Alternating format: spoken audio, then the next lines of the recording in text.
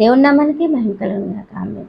చూసారండి, ఈ యొక్క పాతకాలంలో అయితే ధర్మశాస్త్రాన్ని దేవుడు ఎంతగానో స్వయంగా తన ఏలుతో రాసి వాళ్ళకి ధర్మశాస్త్రం ఇచ్చినప్పుడు ఆ యొక్క ప్రజలను పాటించలేకపోయారు. వాళ్ళు ఈ యొక్క తలకై ఉన్న అపవాది ఏం చేసింది, వాళ్ళని ఇంకా మోసంలోనికి, కళ్ళు లేకుండా, చెవులు తెలియకుండా, మైండ్ తెలియనియకుండా వాళ్ళు ఎంతగానో ధర్మశాస్త్రాన్ని అనుసరించలేకపోయినప్పుడు ఈ మోసం ఎదిరించలేని తన ప్రజలు, తన స్వాస్యం ఎంతగానో బలి అయిపోయిందని చూసి యెహోవా తండ్రే సాక్షాత్తు తన కుమారుణ్ణి పంపించాడు.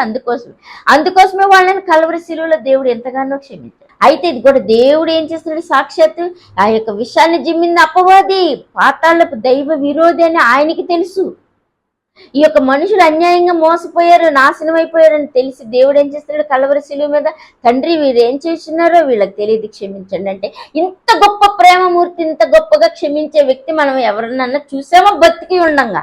అయితే దేవుని యొక్క వాక్కులు, దేవుని యొక్క మాటలు, ఇంత క్షమామూర్తి, ఇంత అమృతమూర్తి ప్రాణాన్ని, రక్తాన్ని కల్వరి శిలువలో దరిద్రాన్ని కూడా తీసి అవతల పాడేసి ధర్మశాస్త్రాన్ని నెరవేర్చి ప్రజలను రక్షించి, తన వారిని రక్షించి, ఇతరులమైన మనల్ని కూడా రక్షిస్తానికి ఆయన గొర్రెలకి, ఇంకా ఆయన దొడ్డులోనికి పిలుచుకుంటానికి, ఇంతక కల్వరి గొర్రె పిల్ల దేవునిగా ఆయన బలి అయిన దేవుడు ఎంత గొప్ప తండ్రి అండి.